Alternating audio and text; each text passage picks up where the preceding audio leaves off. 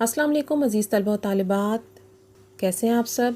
مجھے امید ہے آپ سب خیریت سے ہوں گے۔ اللہ آپ سب کو اپنے حفظ و امان میں رکھے۔ آج ہم کچھ نیا سیکھنے جا رہے ہیں، تو چلیے اپنے لیکچر کا آغاز کرتے ہیں۔ عزیز طلبہ و طالبات، آج کی ویڈیو میں ہم محاورات کے بارے میں تفصیل سے بات کریں گے۔ محاورات کیا ہوتے ہیں اور ہماری روزمرہ زندگی میں جو بات چیت ہوتی ہے اس میں محاورات کہاں کہاں اور کیسے کیسے استعمال ہوتے ہیں، اور اگر ہم کوئی لکھائی کا کام کریں تو محاورات ہم کیسے استعمال کر سکتے ہیں، ان کے معنی کیا ہوتے ہیں اور انہیں جملوں میں کیسے استعمال کرتے ہیں۔ تو آج ہم محاورات کے بارے میں تفصیل سے بات کریں گے۔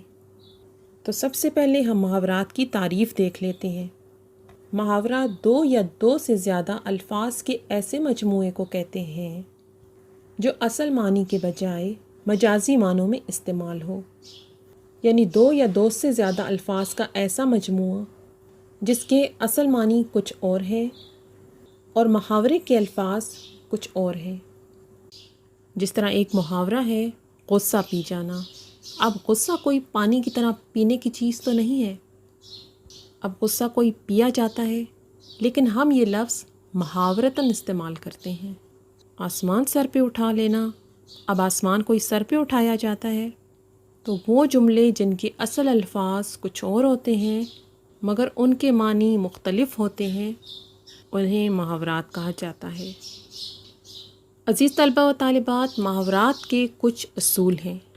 پہلے تو محاورے کے لیے ضروری ہے کہ وہ دو یا دو سے زیادہ الفاظ کا مرکب ہو، یعنی محاورہ ایک لفظ سے نہیں بنتا، یا دو الفاظ کا مرکب ہو یا اس سے زیادہ الفاظ اس میں استعمال ہوں، تب ہی محاورہ مکمل ہوتا ہے۔ آگے بڑھتے ہیں۔ پھر ضروری ہے کہ محاورے میں کم از کم ایک لفظ فعل ہو، یعنی محاورے کے پورے جملے میں کوئی ایک لفظ فعل ہو، یعنی اس میں کوئی کام ہو رہا ہو۔ پھر یہ کہ محاورے کے الفاظ کی بناوٹ میں کوئی تبدیلی نہیں ہو سکتی، یہ نسل در نسل جیسے چلتے آ رہے ہیں، جس طرح سے بھی یہ محاورے ہماری کتابوں میں درج ہیں، یہ ویسے ہی رہیں گے۔ نہ تو ان کے الفاظ میں کوئی تبدیلی ہو سکتی ہے اور نہ ہی ان کے بنانے کے طریقے میں کوئی تبدیلی ہو سکتی ہے۔ چلیے میں آپ کو کچھ مثالوں کے ذریعے محاورات کے بارے میں سمجھاؤں گی۔ دیکھتے ہیں اپنا پہلا محاورہ، آب آب ہونا۔ اب آب کا کیا مطلب ہوتا ہے؟ پانی۔ اب آب آب ہونا یا پانی پانی ہونا، اب کیا مطلب ہے اس کا؟ آپ پانی پانی ہو جاتے ہیں، لیکن جب ہم اس کے معنی پر غور کریں گے تو معنی اس سے بالکل مختلف ہوگا۔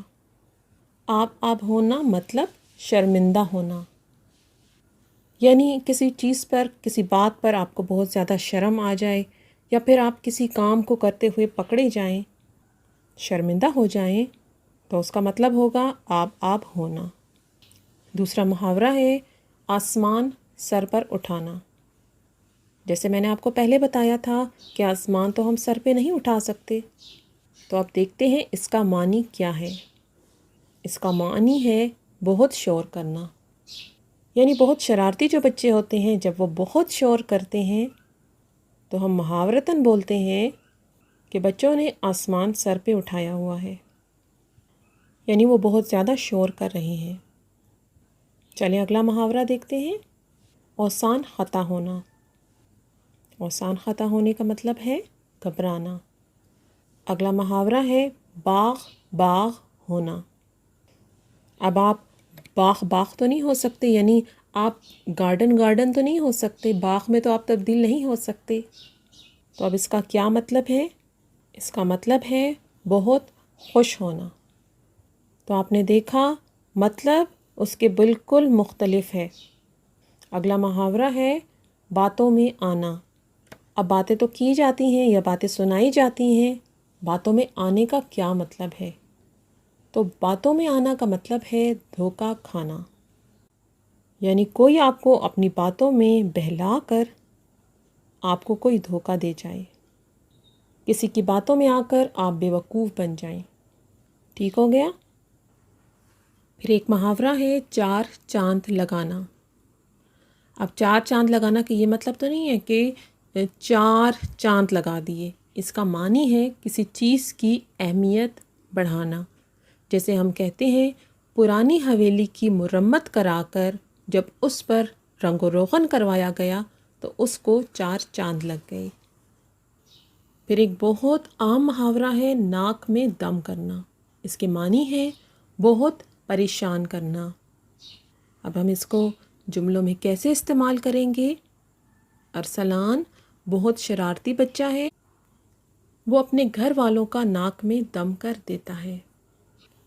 رال ٹپکنا، اس کے معنی ہے لالچ میں پڑنا۔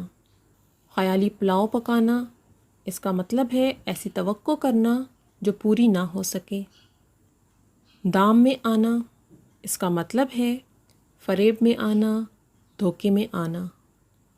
اگلا محاورہ ہے ہاتھ ملنا، اس کا مطلب ہے انتہائی افسوس کرنا۔ پھر اگلا محاورہ ہے آپے سے باہر ہونا۔ کیا مطلب ہوتا ہے آپے سے باہر ہونا کا؟ آپے سے باہر ہونا کا مطلب ہے بہت غصے میں آنا یا بہت زیادہ غصہ کرنا۔ اب اسے جملوں میں کیسے استعمال کریں گے؟ اختر اسلم کے منہ سے گالی سن کر آپے سے باہر ہو گیا۔ اگلا محاورہ ہے تارے گننا، اس کا مطلب ہے انتظار کرنا۔ ہمارا اگلا محاورہ ہے رفو چکر ہونا، یعنی بھاگ جانا۔ تو بچوں یہ تھے محاورات، ان کے معنی، ان کی تعریف اور ان کی مثالیں۔ بچوں آپ کے پیپر میں بہت ضروری یہ سوال آتا ہے کہ محاورات کے معنی اور پھر ان سے جملے بنائیں۔ آپ جملے تبھی بنا سکتے ہیں جب آپ کو محاورات کا مطلب اچھی طرح سمجھ میں آتا ہو۔ تو بچوں اس ویڈیو کو بار بار دیکھیں تاکہ آپ کو محاورات اچھی طرح سمجھ میں آ جائیں۔ مجھے دیجیے اجازت، اپنا بہت سارا خیال رکھیے گا۔ حاضر ہوں گی ایک اور ویڈیو کے ساتھ۔ اللہ حافظ۔